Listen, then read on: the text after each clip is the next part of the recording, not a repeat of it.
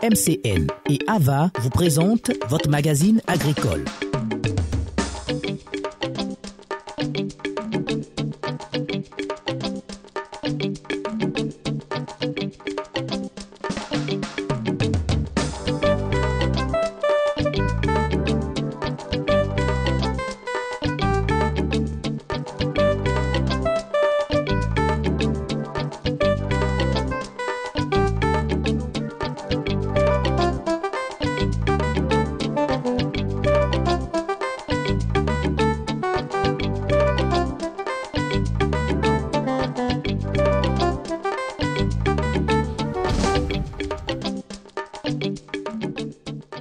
Des jeunes Ivoiriens passionnés d'agriculture formés dans le secteur agricole. Mesdames, Mesdemoiselles et Messieurs, bonjour.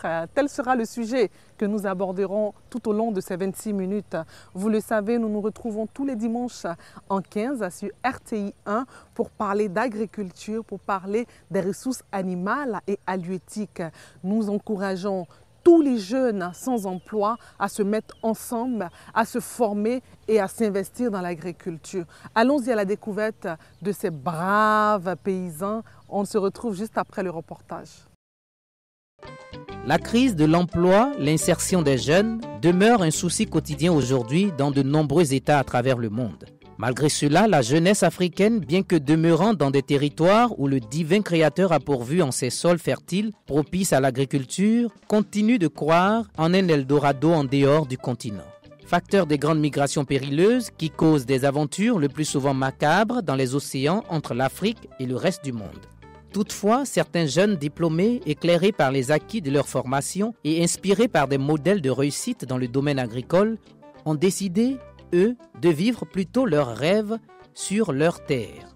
Pour ce faire, ils ont initié une expérience inédite autour de l'agrobusiness dans un campement très reculé de la capitale, situé à une vingtaine de kilomètres de la ville d'Alepé, précisément à Akouré. L'Agence pour la valorisation de l'agriculture, pour en savoir davantage, a décidé de faire une incursion dans le nouvel univers de ces jeunes agri-entrepreneurs.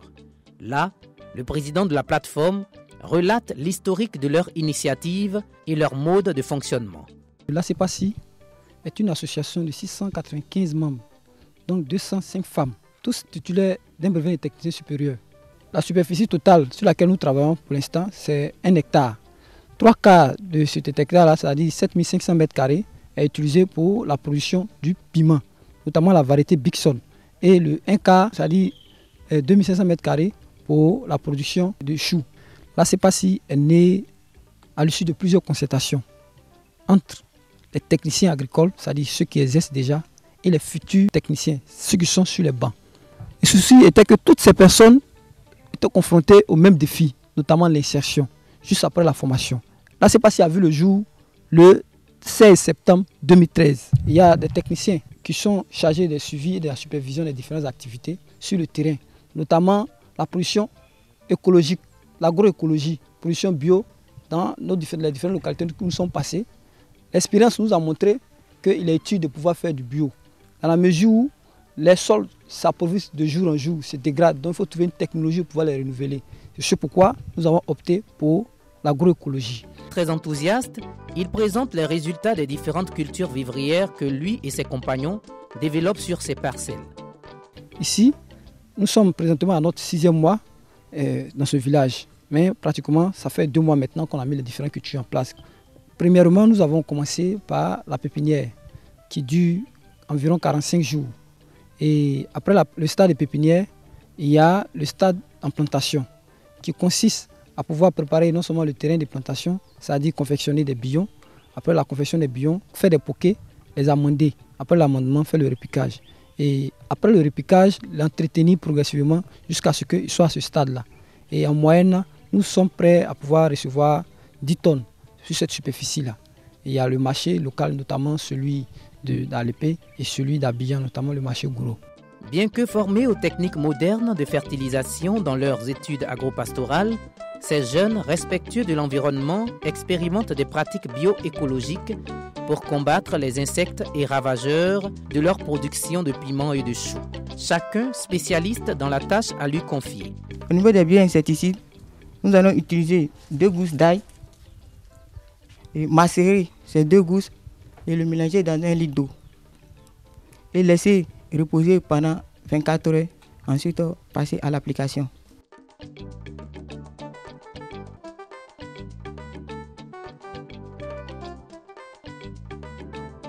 La brave Mireille Cato, l'unique jeune fille, nous a présenté la seconde technique qu'ils utilisent. Nous avons ces feuilles, la feuille de basilic communément appelée amanyere, avec les feuilles de papayer et les feuilles de citronnier. On broie ces feuilles et puis on les met dans 1 litre d'eau, les filtrer et puis on va les appliquer sur le terrain.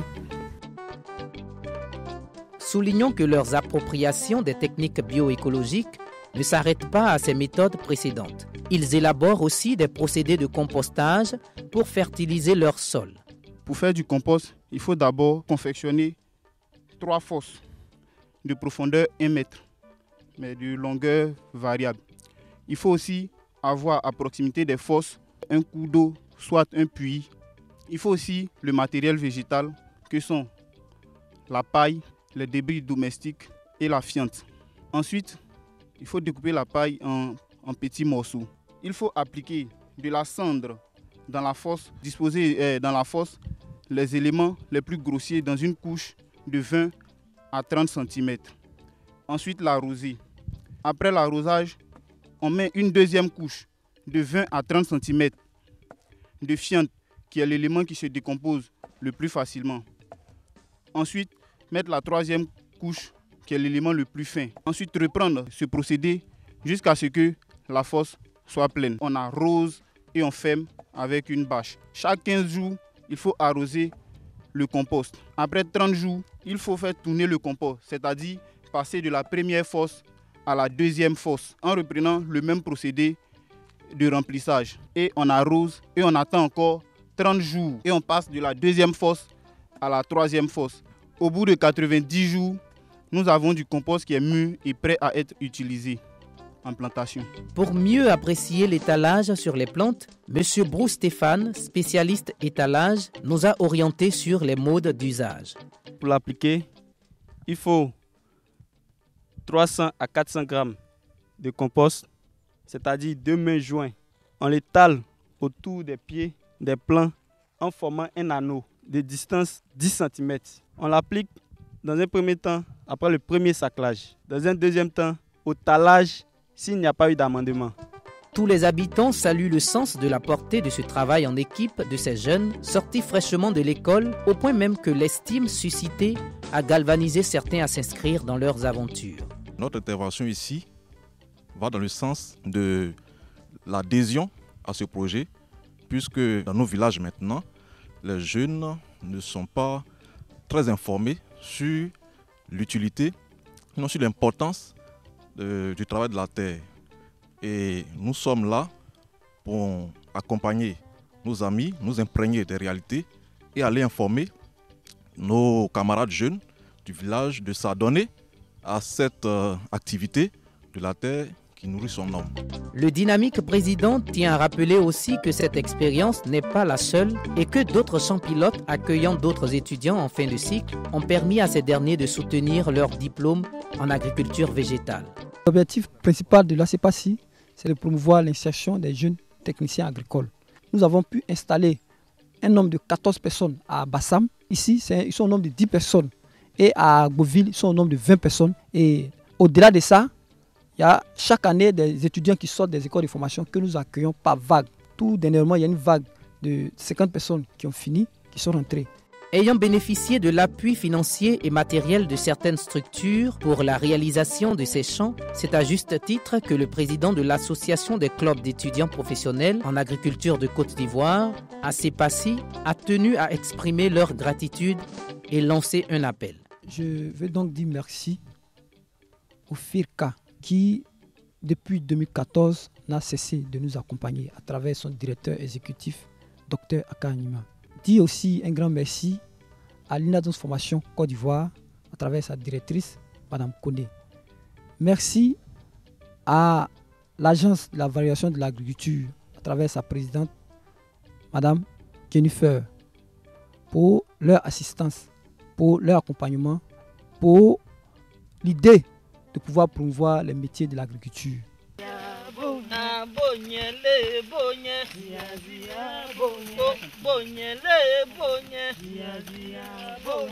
Nous tenions à nous adresser plus particulièrement à nos amis jeunes. Les gars, il est inutile d'être là dans l'attente d'un lendemain heureux, sinon que d'un emploi peut-être stable. Sachant que nous-mêmes, nous sommes pourvoyeurs d'emploi, nous sommes créateurs d'emplois. La seule chose aujourd'hui que nous vous demandons, c'est de venir nous rejoindre. Parce que l'agriculture nourrit son homme. Parce que l'agriculture est un métier noble comme tout autre métier. À nos parents, à nos autorités, pères de cette nation, nous jeunes de Côte d'Ivoire, nous avons répondu à l'appel qui a été lancé, qui est de promouvoir l'entrepreneuriat jeune. Mais la seule chose pour l'instant que nous demandons donc, c'est la mise à disposition des moyens de production, la mise à disposition des matériels adéquats pour que nous puissions produire valablement et dignement. C'est avec un espoir de voir leurs entreprises bénéficier de plus de soutien de la part de structures privées, de financement ou d'encadrement afin de faire tache d'huile auprès d'une jeunesse en quête de repères que nous avons pris congé de ces étudiants très ambitieux et soucieux de leur avenir dans l'agrobusiness.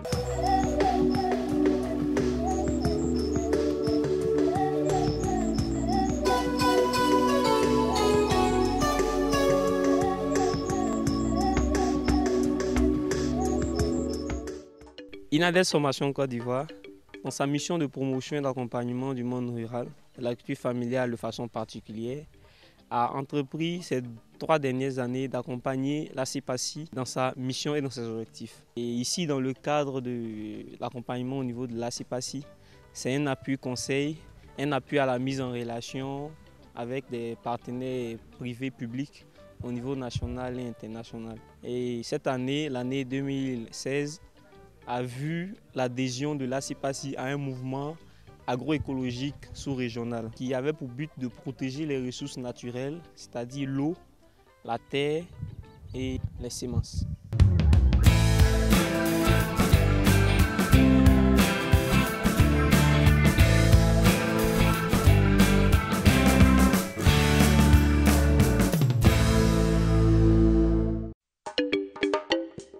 La société Cadesa Coopérative Agricole pour le développement de Sassandra est une société coopérative exportatrice avec conseil d'administration. Elle compte à ce jour 1237 membres dont 500 femmes. Madame Zaé Marie, vice-présidente et présidente des femmes de Cadesa, est une femme dynamique au sein de cette grande société coopérative. Elle nous relate son parcours. Je suis présentement dans mon champ de cacao. Et ce champ, je l'ai créé depuis 2006. Les rendements sont meilleurs par rapport au pompage, c'est-à-dire par rapport aux produits que j'utilise dans ce champ. Et c'est ce qui a permis que la coopérative a choisi mon champ comme champ école. C'est dans ce champ-là qu'on apprend les bonnes pratiques agricoles aux producteurs. Je suis née d'une famille de producteurs de café cacao. Lorsque j'ai perdu mon père, ils ont partagé les héritages. Moi, j'ai eu 8 hectares de cacao et 4 hectares de café. C'est ce qui m'a lancé dans la cacaoculture. Et aujourd'hui, j'ai plusieurs champs. Donc, je sais comment on plante le cacao. En tout cas, j'ai un bon rendement. Ici, je peux me faire facilement plus d'une tonne par an. Son courage et son dynamisme lui ont valu la vice-présidence de la Cadesa. Moi, je suis allée à l'école, j'ai arrêté les bons en classe de terminale. Et je me suis mise dans cette activité de la cacaoculture. Vraiment, je ne regrette pas. Je n'envie même pas les fonctionnaires parce que je sais ce que je gagne à la fin de l'année. Et c'est ce courage-là qui a permis que je sois vice-présidente dans la coopérative. Aujourd'hui, le combat qu'elle mène au sein de cette société coopérative, c'est l'autonomisation de la femme. Étant dans la Fédération des femmes productrices, nos sensibilisations, c'est d'aider les femmes à être autonomes, de permettre aux femmes d'être propriétaires de terre. En Afrique, généralement, les femmes n'ont pas droit à la terre. Mais aujourd'hui, la femme aussi a une place dans la société. Et c'est ce qui nous permet de passer de village en village, de campement en campement, pour permettre aux autres femmes aussi d'être comme nous. En plus du cacao, elles font aussi du vivrier, notamment le manioc, le maïs et bien d'autres. Pour elle, la femme est capable de bien travailler si elle a toute la confiance. Par ailleurs, elle a des doléances à soumettre aux bailleurs de fonds et au gouvernement ivoirien. On demande à l'État de nous aider, de sensibiliser les hommes à céder au moins une portion de terre à leurs femmes. Voilà notre route. On a des problèmes. Par moments même, les femmes accouchent dans des conditions misérables. Il n'y a pas de route. Est-ce qu'il faut transporter une femme en travail sur un vélo, par moto? Vraiment, nous demandons de l'aide à l'État. En contribuant de manière déterminante aux économies mondiales, les femmes rurales jouent un rôle crucial dans le développement de leur pays. Elles renforcent le développement agricole et rural, améliorent la sécurité alimentaire et peuvent aider à réduire les niveaux de pauvreté au sein de leur communauté. Il faut donc faire confiance à nos femmes en leur confiant des responsabilités.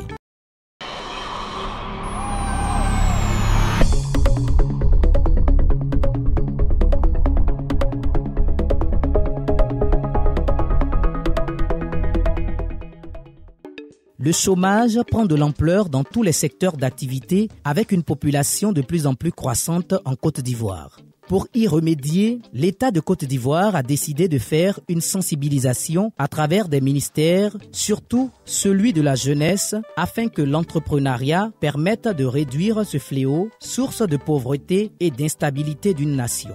Dans plusieurs écoles et universités de notre pays, on parle d'insertion de l'entrepreneuriat dans le programme éducatif. Selon un fondateur d'école, Séraphin Koua, l'entrepreneuriat aura plus d'impact que par l'agriculture. Aujourd'hui, le séminaire que l'ESA, l'École supérieure de l'agronomie, vient d'organiser, donne raison à se passionner de ce secteur. Ils sont venus de plusieurs pays et de secteurs d'activité agricole de Côte d'Ivoire pour trouver une solution meilleure pour les étudiants qui vont sortir de cette école d'agronomie par excellence.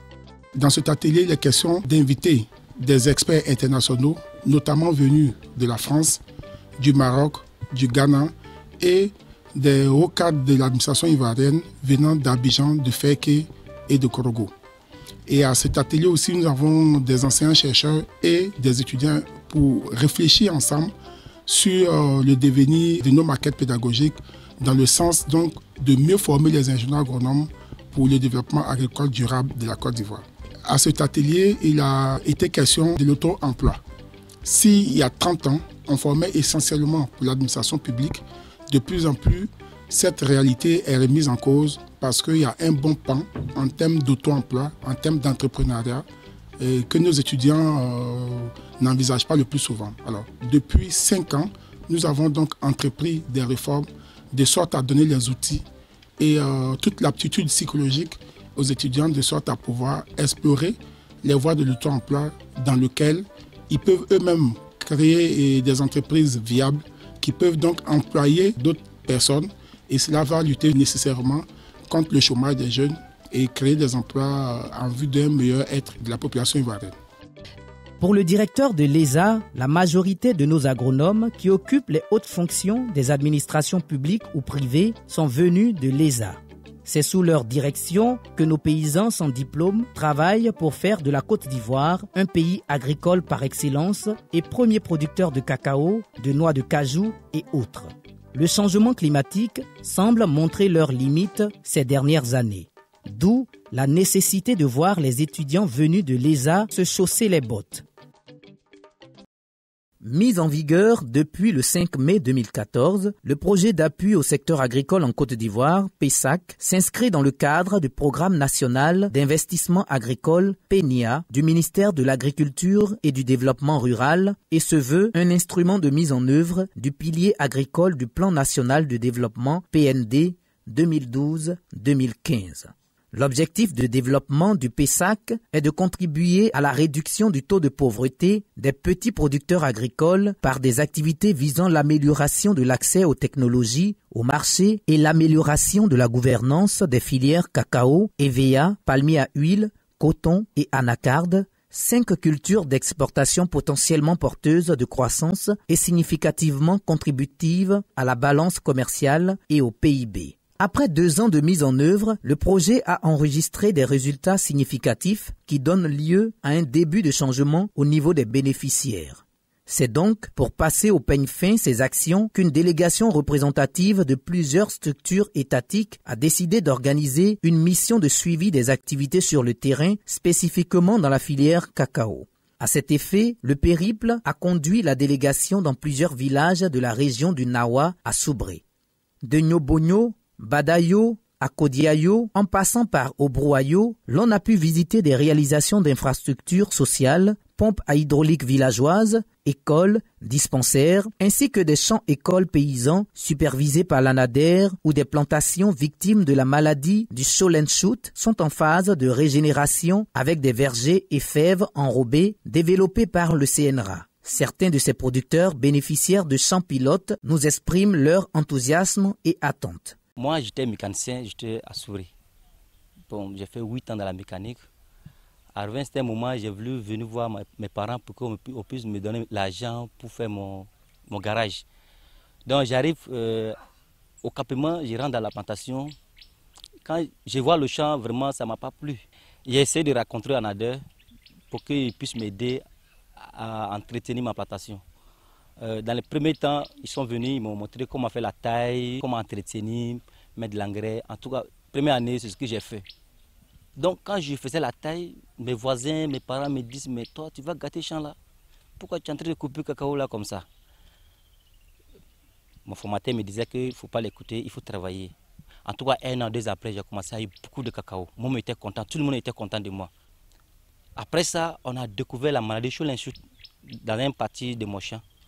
Donc, je ne savais pas quoi faire. J'étais là, quelques mois après, les ANADER m'appellent pour dire, bon, Bako Amara, comme on nous a dit que vous avez Scholenschut dans vos plantations, il y a un projet qui est en cours où, quand tu as la maladie, on vient, on arrache, et puis on te donne les mesures d'accompagnement pour renouveler ta plantation. Nous sommes venus visiter la parcelle, on a regardé, parce qu'on est arrivé chez le chef du village, le formateur a expliqué. Et puis il demande mais qui va accepter pour couper son champ s'il y a maladie dedans. Moi il dit non, moi je suis là, il dit il a coupé pour moi. J'ai mes collègues qui sont là, ils disent aussi, ils vont aussi couper pour eux. Moi, dans le premier temps, j'ai coupé 1 hectare. 1 hectare, quand j'ai fait de couper, on a fait piquetage, on a mis maïs, on a mis banane. 2 mois après, j'ai vu vraiment que c'était trop joli à voir. Un détour à la station de recherche du CNRA de Soubré a permis d'apprécier l'utilisation des femmes comme pollinisatrices des plants de cacaoyer en expérimentation, signe de l'inclusion sociale du programme à travers l'autonomisation des femmes. Au sortir d'échanges sur l'avancement des activités en cours, le chef d'exécution de ces activités vitales pour le monde paysan rappelle quelques orientations. Le PESAC a pour objectif d'appuyer, accompagner les 5 filières d'exportation que sont le cacao, l'EVA, le palmier, le coton et l'anacate. L'accompagnement consiste d'abord à réhabiliter les pistes. Ça, c'est une opération transversale. Toutes les filières ont éprouvé le besoin de réhabiliter les pistes de dessert pour permettre aux producteurs d'évacuer leurs produits. Donc, il y a la réhabilitation des pistes que nous appelons accès au marché. Le deuxième volet, c'est la productivité. Les filières ont besoin de matériel végétal amélioré, donc nous subventionnons le matériel végétal. Le cacao, nous aidons le CNRA et l'ANADER à produire des semences améliorées pour les producteurs. C'est ainsi que nous avons réhabilité le champ semencier d'Ivo et le champ semencier de Soubré en installant des systèmes d'irrigation pour stabiliser la production. Il fallait faire cette mission à 6 mois de la fin du projet pour vérifier la réalité des activités et nous assurer que les objectifs seront atteints et les ressources du projet seront aussi absorbées. C'est dans une ambiance fraternelle, empreinte de chaleur du terroir qu'a pris fin ces visites.